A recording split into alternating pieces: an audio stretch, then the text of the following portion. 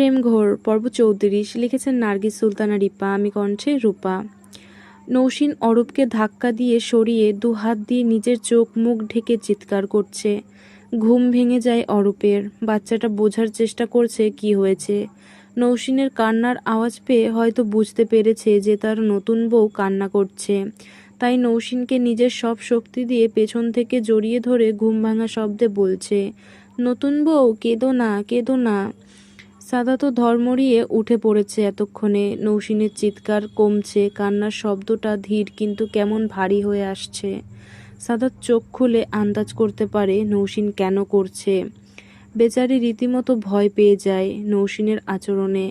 আর অরূপ তো শক্ত করে ধরে রেখেছে যেন ওর নতুন বউ ভয় না পায়। সাদা তো নৌসিনকে জড়িয়ে নিল।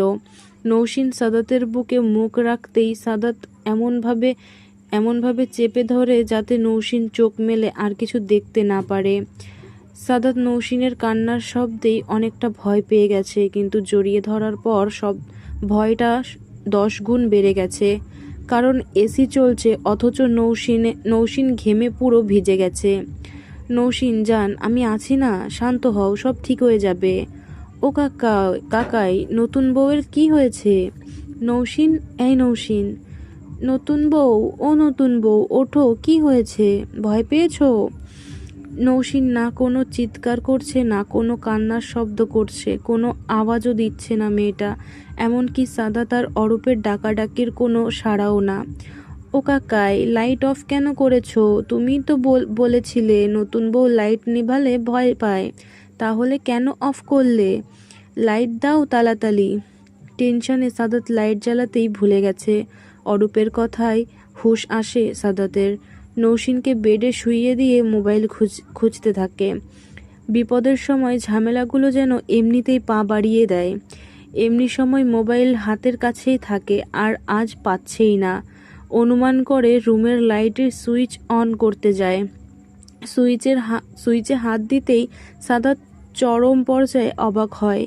এসি চলছে, তার মানে কারেন্ট যায়নি, কিন্তু লাইটের সব সুইচ অন থাকা সত্ত্বেও ঘর পুরো অন্ধকার। এমনি বারান্দায়ও। সাদাত দ্রুত গতিতে দরজা খুলে দেখে ড্রয়িং রুমে আলো আছে, আর এদিকে অরূপ নৌসিনকে ধাক্কা দিয়ে দিয়ে ডেকে চলেছে, অথচ নৌসিন কোনো সাড়া দিচ্ছে না।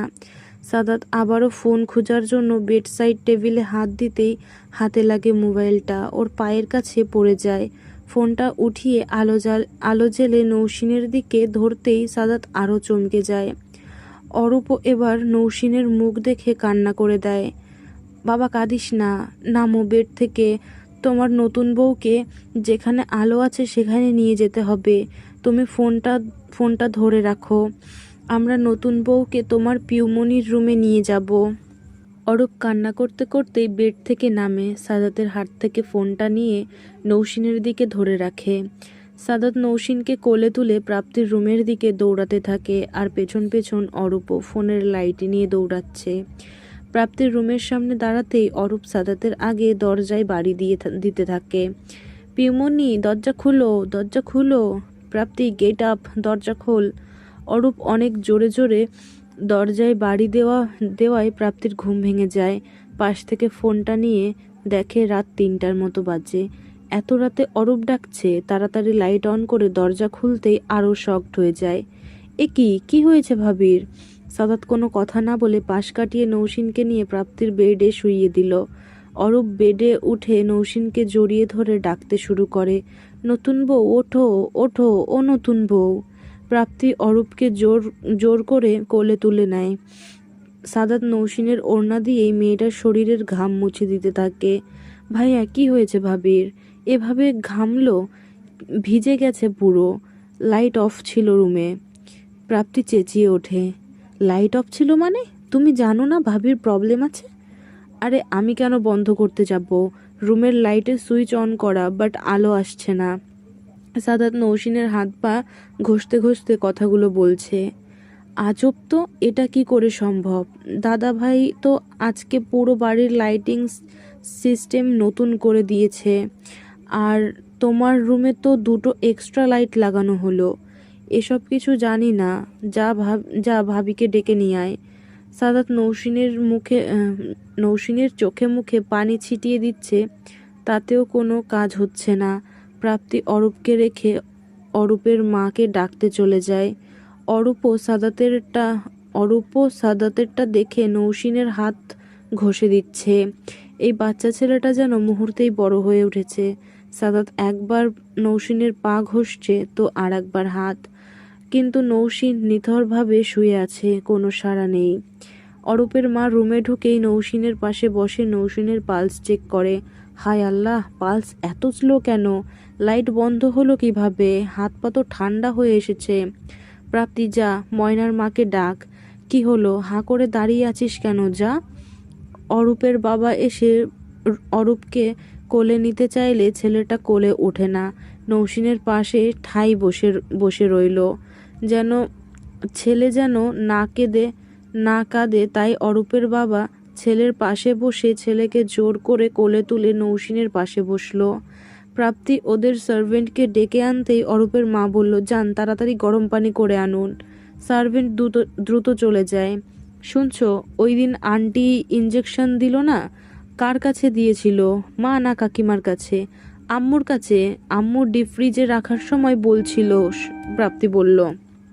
দেখেছিস কোথায় রেখেছে? প্রাপ্তি মাথা নেড়ে সম্মতি জানায়। আঞ্জা। প্রাপ্তি আবারও দৌড়ানো শুরু করে।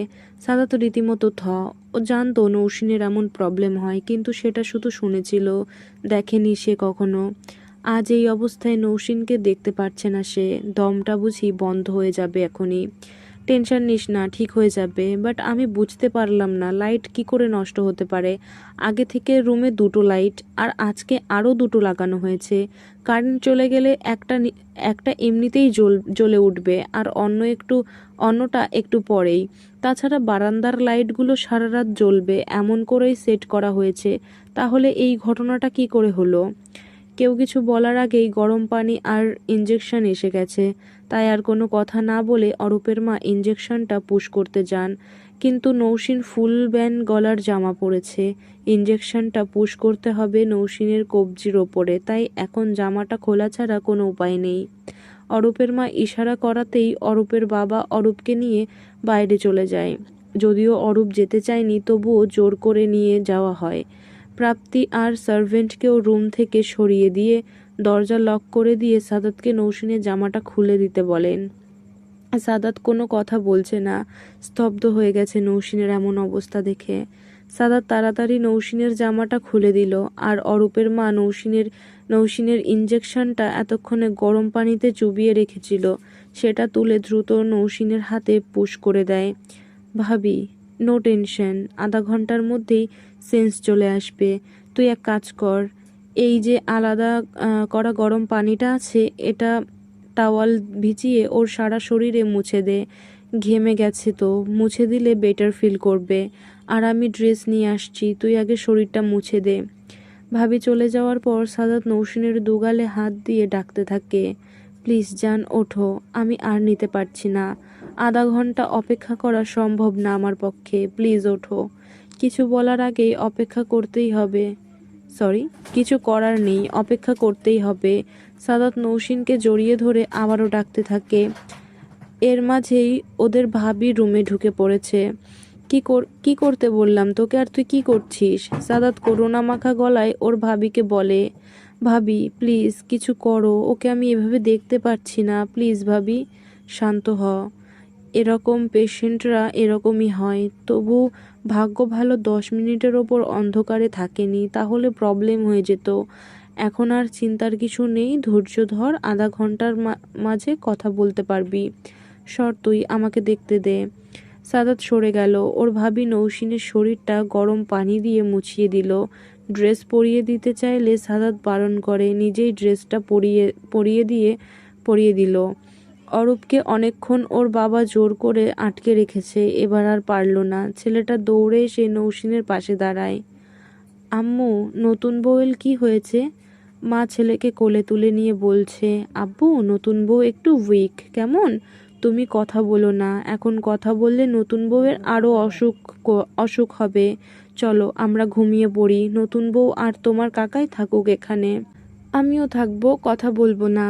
না সোনা, তুমি কালকে আবার থাকবে নতুন বউয়ের সাথে। একটু পরেই সকাল হয়ে যাবে, তখন তোমার নতুন বউয়ের সাথে দেখা করবে কেমন? আমি নতুন বউকে আদর করব। আচ্ছা, একটু করে দাও। অরূপের মুখে হাসির চিহ্ন। মায়ের কোল থেকে নেমে নৌসিনের মুখে ইচ্ছে মতো হাত বুলিয়ে দিয়ে বেশ কয়টা কিস করলো। আব্বু হয়েছে, চলো, আরও আদর করলে নতুন বউয়ের ঘুম নষ্ট হয়ে যাবে। আমরা সকালে আসবো। অরূপ বাধ্য ছেলের মতো মায়ের সাথে চলে যায়। প্রাপ্তি সাদাতের রুমে গিয়ে ঘুমিয়ে পড়ে। অরূপের মা যাওয়ার আগে সার্ভেন্টকে দুধ গরম করে নৌসিনের জন্য রেখে যেতে বলে, আর সাদাতকে বলে যায় যেন নৌসিনের সেন্স ফিরে আসার পর গরম দুধটা ওকে খাইয়ে দেয়। সার্ভেন্ট দুধ গরম করে দিয়ে নিজেও ঘুমাতে চলে যায়। যদিও তিনি থাকতে চেয়েছিলেন, কিন্তু সাদাতের জোরাজুরিতে ঘুমাতে যান। প্রায় মিনিট 25 পর নৌসিন চোখ খুলে। সাদাত নৌসিনের হাত ধরে চোখ বন্ধ করে বসে আছে। নৌসিন একটু নড়া মাত্রই সাদাত চোখ খুলে দেখে নৌসিনের সেন্স এসেছে। সাদাতকে দেখেই নৌসিন আবারও কান্না শুরু করে।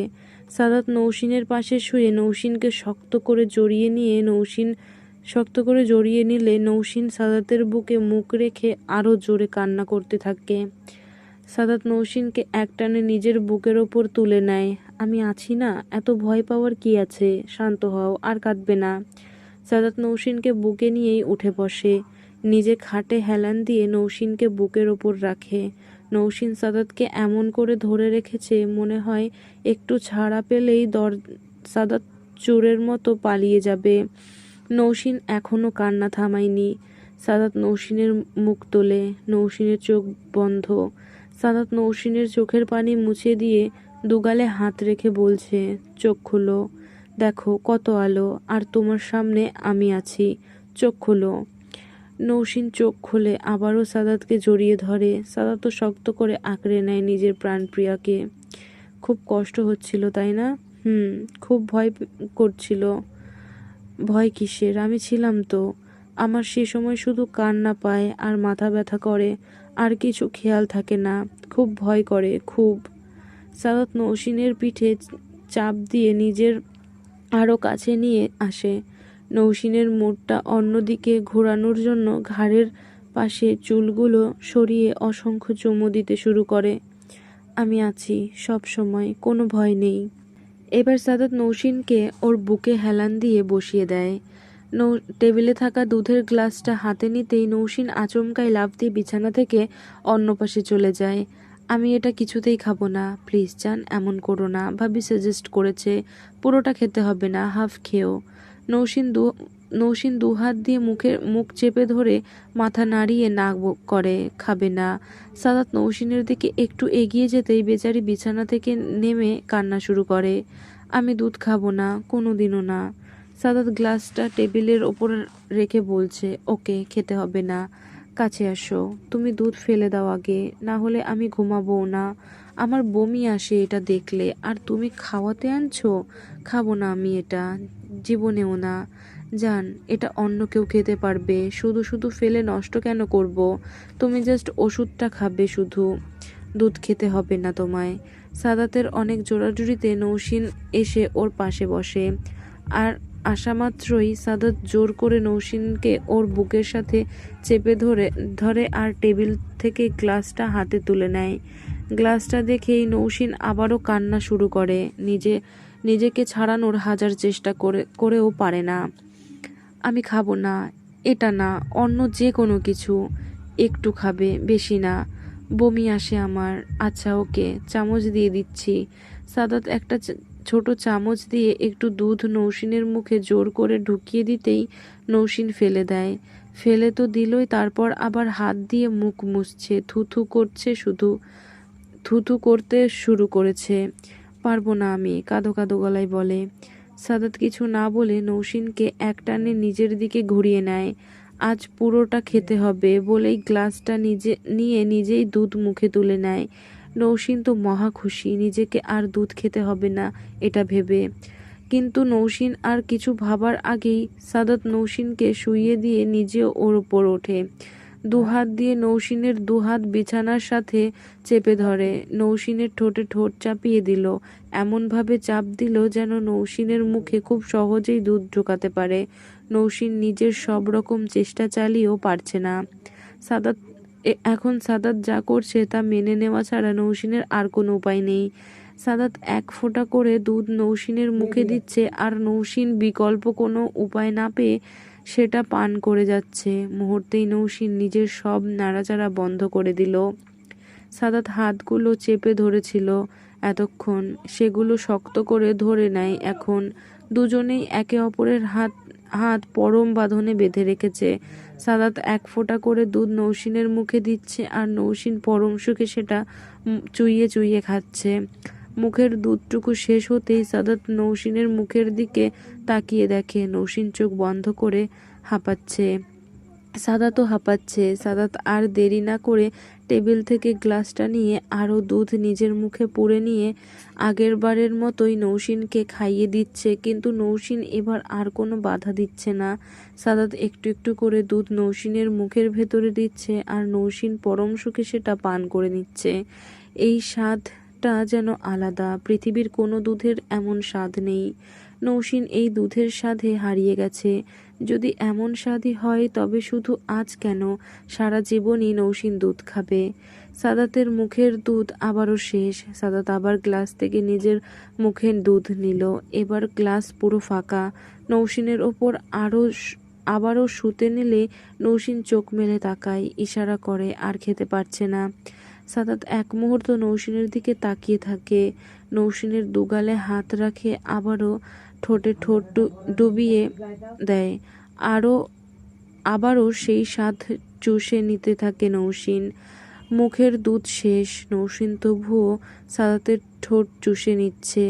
সাদাত তার প্রিয়তমার নরম ঠোঁটে কামড়ে দিচ্ছে। শ্বাসটা তো অনেক আগে থেকেই ঘনিয়ে আসছে, আর এখন যেন শ্বাস চলে যাবে, বন্ধ হয়ে যাবে সব কিছু। বেশ কিছুক্ষণ পর সাদাত নৌসিনের ঠোঁট ছেড়ে দিতে ওর ওপর থেকে সরে যেতে নিল, আর নৌসিন সাদাতের শার্টের কলার ধরে টান দিয়ে আবারও নিজের ওপর নিয়ে আসে। সাদাত ভ্রুকুচকে নৌসিনের দিকে তাকাতেই নৌসিন চোখ দুটো বন্ধ করে, মাথাটা উঁচু করে সাদাতের ঠোঁটে ঠোঁট ডুবায়। এবার সাদাত নয়, নৌসিনই সাদাতের ঠোঁট কামড়ে দিচ্ছে। শুধু কি নৌসিনই সুখ নিবে নাকি সাদাত নিবে না? সাদাত নৌসিনের পিঠের নিচে হাত দিয়ে নৌসিনকে উঁচু করে নিয়ে ঠিক করে শুইয়ে দিল, কিন্তু এক মুহূর্তের জন্য কেউ কারো ঠোঁট ছাড়েনি। দুজনেই দুজনাতে মেতে গেছে। নৌসিন সাদাতের পিঠে ইচ্ছে মতো খামচি দিচ্ছে।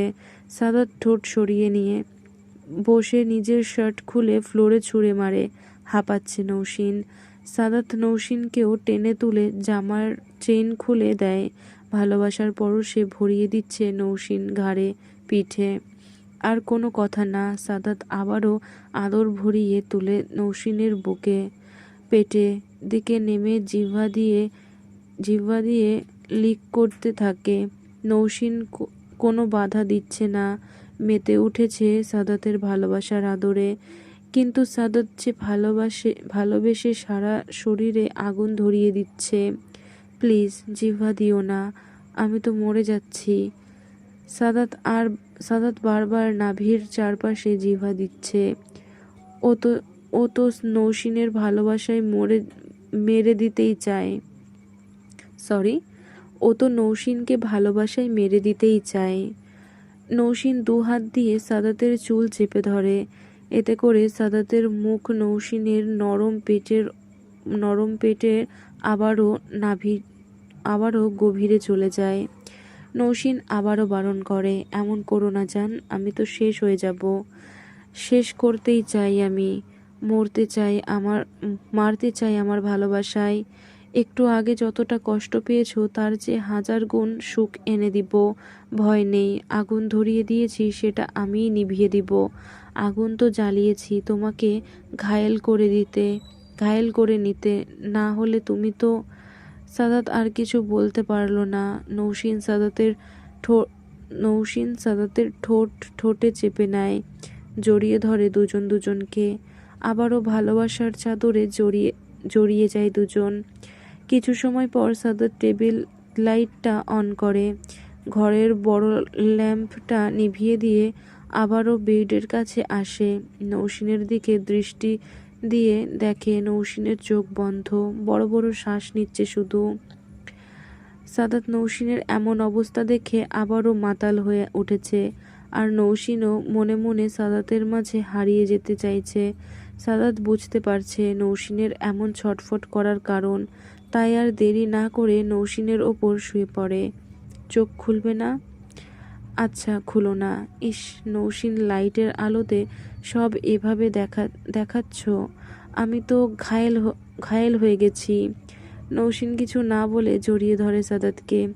সাদাত নৌসিনকে ছাড়িয়ে নিয়ে ওর মুখের দিকে তাকিয়ে থাকে, আর এমন সময় নৌসিনও চোখ খোলায় চোখাচোখি হয়ে যায়। নৌসিন লজ্জায় নিজের চোখ সরিয়ে নেয়। মুচকি হাসে সাদাত। নৌসিনের দুহাতে নিজের দুহাত আঁকড়ে ধরে বলছে, তুমি একটু আগে তুমি একটু আগে উইক ছিলে জান, তুমি কি আবারও পারবে? আমার মনে হচ্ছে না, আমাদের এখানে থেমে যাওয়া উচিত জান। নৌসিন একরকম ঘাবড়ে যায়। কি বলছে সাদাত? এই মুহূর্তে এসে ও ছাড়তে চাইছে আমাকে? আমি তো শেষ হয়ে যাব। সাদাত নৌসিনকে নিশ্চুপ থাকতে দেখে উঠে পড়তে নিলে নৌসিন আটকে নেয়, চোখে চোখ রেখে বলে, আমি শুধু তোমাকে চাই, আর এই মুহূর্তে আমার সব সুখ চাই, সব, আর সেটা তুমি দিবে আমায়। আমি আর অপেক্ষা করতে পারছি না। মুচকি হাসে সাদাত। দুজনেই মুহূর্তেই তলিয়ে যায় ভালোবাসার অতল সাগরে। নৌসিন সাদাতের দেওয়া সুখে মাতাল হয়ে পরম সুখের গুঙানি দিচ্ছে, আর সাদাত সেই গুঙানিতে মেতে উঠেছে। যে সাগরে ডুব দিয়েছে সাদাত আরও গভীরে যায়। ভালোবাসায় দুজনেই বিভোর, পরম সুখে জড়িয়ে গেছে দুজনেই। এ সুখ যেন শেষ হওয়ার নয়। মসজিদের আজান ভেসে আসছে। সাদাত বিছানায় শুয়ে, আর নৌসিন সাদাতের বুকে শুয়ে আছে। সাদাত আঁকড়ে ধরে আছে নৌসিনকে। কি হলো জান? আজান দিচ্ছে তো, ফ্রেশ হবে না? নৌসিন নিশ্চুপ। কি ব্যাপার, জানটা কি উঠতে চাইছে না আজ? না। আচ্ছা, তাহলে তো আমার সৌভাগ্য, কি বলো? নৌসিন সাদাতের বুকের লোম টানতে টানতে বলে, তুমি জানো আমি কিছু জানি না, তাই? আবারও দূর থেকে আজানের ধ্বনি ভেসে আসে। নৌসিন এবার উঠে পড়তে নিলে, কি হলো, উঠবে না তো বলছিলে? তাহলে নামাজ পড়তে হবে, তুমিও উঠো। সাদাত একটু মুচকি হেসে নৌসিনের সাথে সাথে উঠে যায়। নৌসিন বিছানা থেকে নামতেই দু হাতে নিজের মাথা চেপে ধরে বিছানায় বসে পড়ে। চোখ এড়ায় না সাদাতের। বাহু ডোরে আঁকড়ে নেয় নৌসিনকে। ভীত কণ্ঠে জানতে চায়, কি হয়েছে, খারাপ লাগছে? নৌসিন মাথা চেপে ধরেই বলছে, মাথা কেমন জানি ঘোরাচ্ছে, দাঁড়াতে পারছি না। আমার মনে হয় আমি বেশি করে ফেলেছি। তোমার অসুস্থতার সময় আমার এমন কিছু করা ঠিক হয়নি। না না সাদাত, আমি তো তোমাকে কাছে চাইছিলাম। আর কি বলো তো, তোমাকে কাছে পেয়ে আমি আগের ঘটনাটুকু ভুলেই গিয়েছিলাম। এতে বরং আমার ভালোই হয়েছে, না হলে আমি আরও অসুস্থ হয়ে পড়তাম। কিন্তু তোমার ভালোবাসা সেটা হতে দেয়নি। থামো তো, তাহলে মাথা ঘুরাচ্ছে কেন? দুষ্টুমি করা নাড়ে নৌসিনের মাথায়। একটু হেসে নিয়ে বলছে, আমার মনে হয় কি আমার মনে হয় যে আমি কি বলবে তো, আমার কিন্তু টেনশন হচ্ছে। নৌসিন মাথা নিচু করে একদমে বলে ফেলে, আমার মনে হয় তুমি বাবা হতে চলছো, তাই আমার মাথা ঘুরছে। সাদাত অবাক, মানে আবার কি? যা সত্যি তাই বললাম, তুমি বাবা হতে যাচ্ছ, খুশি হওনি? একটা থাপ্পড় দিব। আধা ঘন্টার মধ্যে তুমি মা হতে চলেছ নাকি? মজা করার সময় পাও না তুমি?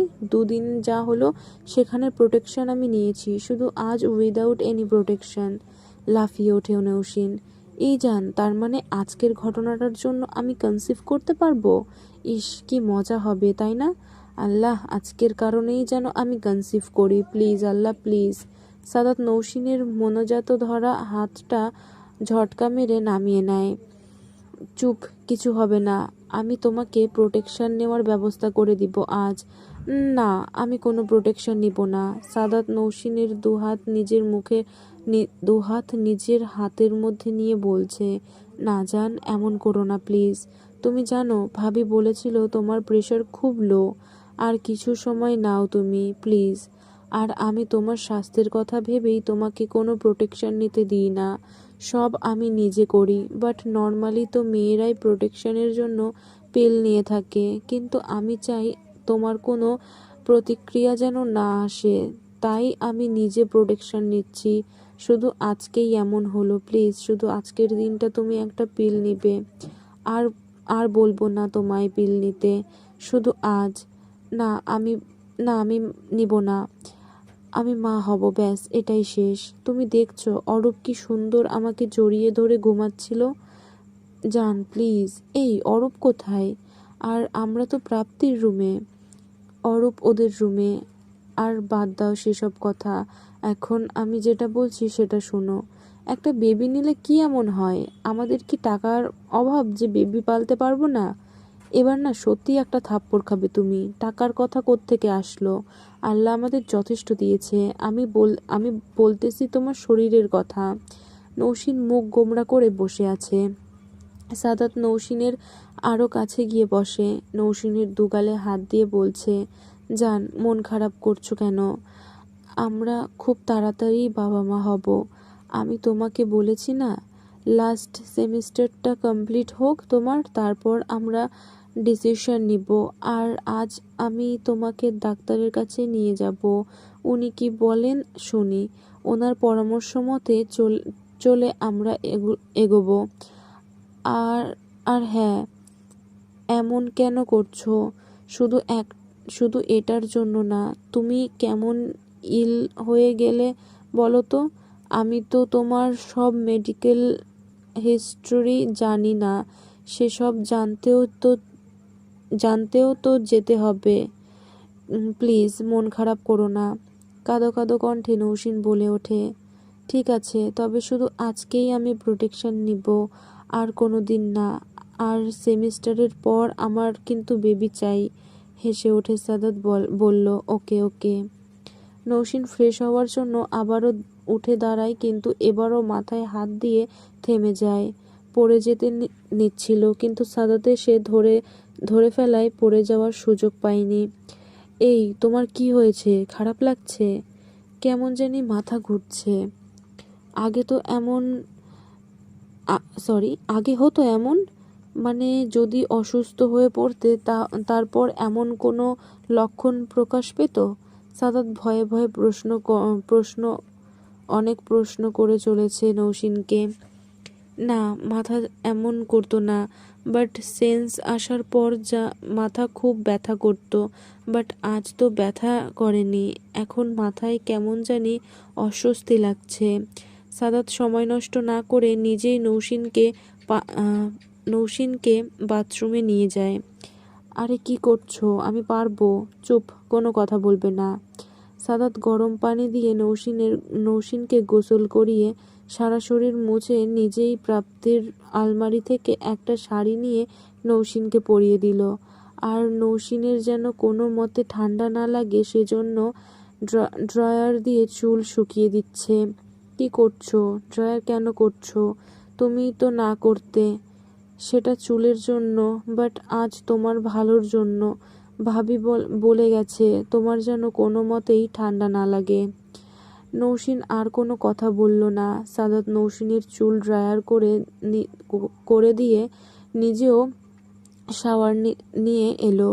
তারপর দুজনেই একসাথে ফজরের আজান আদায় করে নিল। অবশ্য নৌসিন বসে বসেই নামাজ পড়ল আজ, কারণ মাথাটা একটু বেশি ঘুরছে, তাই ঠিক মতো দাঁড়াতে পারছে না মেয়েটা। এখনো খারাপ লাগছে একটু একটু, অথচ নৌসিনের মাথা অলরেডি ব্যথা করতে শুরু করেছে। তবুও সাদাতকে বললে সে টেনশন করবে, তাই আর বলল না। টেনশন নিও না, একটু ঘুমালে সব ঠিক হয়ে যাবে। সাদাত নৌসিনকে বুকে নিয়ে শুয়ে আছে, চুলে আলতো করে বিলি কেটে দিচ্ছে যেন নৌসিন ঘুমিয়ে পড়ে। সাদাতের ভেতরটা কেমন যেন আনচান করছে নৌসিনের জন্য। মেয়েটা উঠে দাঁড়াতে পারল না ঠিক মতো, মাথার জন্য। সাদাত ঠিক মেনে নিতে পারছে না। ওইদিকে নৌসিনের মাথা ব্যথাটাও বেড়ে যাচ্ছে। ব্যথাটা নৌসিনের খুব চেনা, তবুও দাঁতে দাঁত চেপে সহ্য করে নিচ্ছে, যেন সাদাত কিছুতেই টেনশনে না পড়ে। সো এই পর্যন্তই ছিল প্রেমঘোর পর্ব 34। আর আমি খুবই আটকে আটকে যাচ্ছিলাম আজকে। সো একটু প্লিজ মানিয়ে নেবেন আর সাথেই থাকবেন। পরবর্তী পর্ব খুবই শীঘ্রই আসবে, সাথেই থাকুন। আজকের মতো টাটা।